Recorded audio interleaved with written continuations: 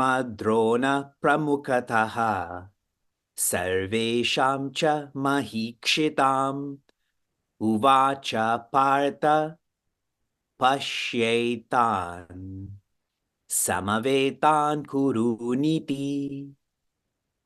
Joy.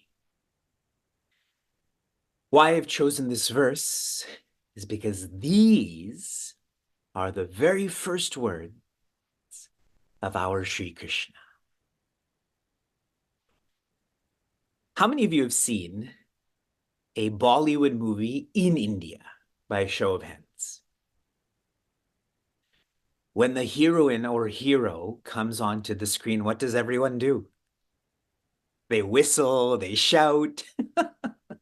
So similarly, we have to include Sri Krishna's first words, even though they're not philosophical words. I'm trying to explain to you why this verse is important. Let me get into the translation.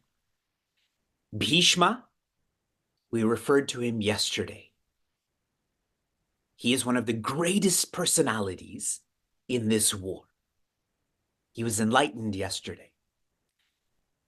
Another great personality, Drona. They're known as Acharya Bhishma, Acharya Drona. Shri Krishna puts Prince Arjuna's chariot in front of these two. These are the two that Prince Arjuna respects the most, loves the most. And Shri Krishna did this intentionally. Shri Krishna is mean in a lovely way. So he does this intentionally. And the reason for this is for us to feel living is difficult. Shri Krishna could have easily placed Prince Arjuna's chariot in front of nobodies, and then he would have fought them and won. But he put them in front of somebodies. And again, the implication for us is living is difficult. And that's why in the second quarter, Sarvesham cha Mahikshitam, these two are great.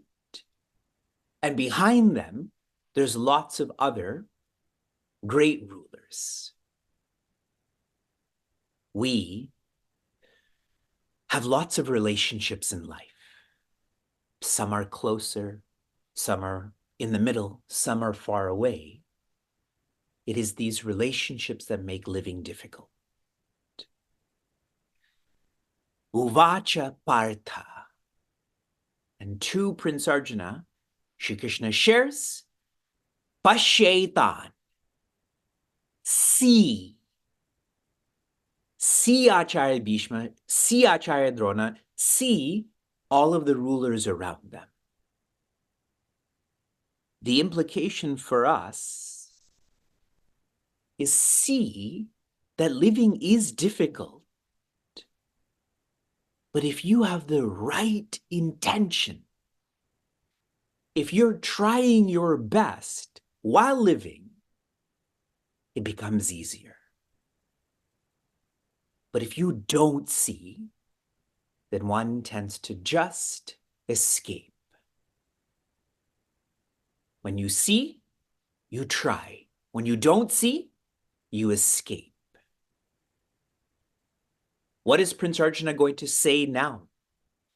He's going to go through a series of verses where he's trying to justify escaping from this challenge, escaping from the difficulty of living. But Shri Krishna is the charioteer. Shri Krishna is the stillness of intellect where he doesn't allow him to escape.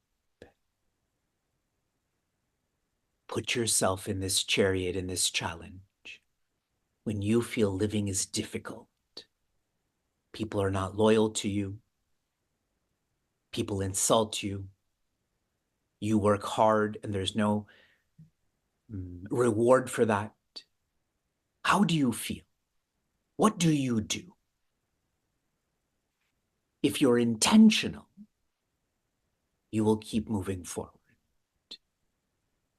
But if you're implementing, meaning you're doing, this is not matched with intention, That is a form of escapism. People are alcoholics. I know some. I know many more workaholics. The last quarter, Samavetan Kuruniti, see all of these personalities on the Kaurava side that are assembled, that are organized for war, for this challenge. And connecting this verse to verse 1, I had mentioned to you, verse 1 is indicative of raga. What does raga mean in English? Dhritarashtra has a strong sense of attachment. He's unable to be objective. And then I had also shared with you what proceeds from attachment. What's the next vice that comes from attachment? Bhaya, or fear. That's what's coming out in this verse. Prince Arjuna also is attached, and so Prince Arjuna will now express his fear in the form of escapism. And now finishing this sequence, because chapter 2 will start tomorrow, tell me what proceeds from fear. What's the next vice that comes from fear?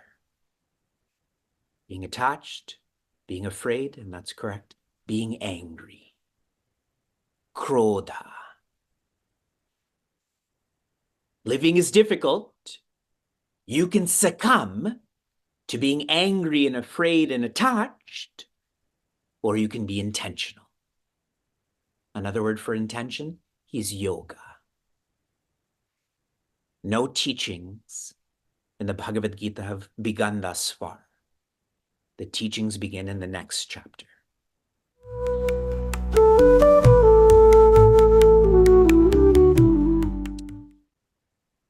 We have completed exploring the essential verses of chapter 1 of Bhagavad Gita. In verse 1, the focus is attachment. In verse 25, the focus is fear. Where there is raga, there will be bhaya. What do we do about this fear and attachment? It is not about doing, it is about feeling.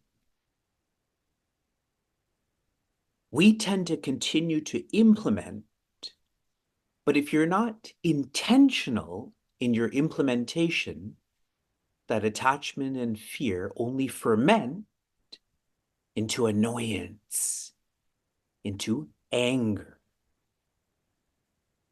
Last month, we had posted a RAD, a reflection adventure of the day, on our social media, that intention equals evolution. No intention, no evolution. It doesn't matter what you are doing. If you are building 1 million hospitals to serve 10 million people, but if your intention is not to remember the divine or divinity, you will not evolve.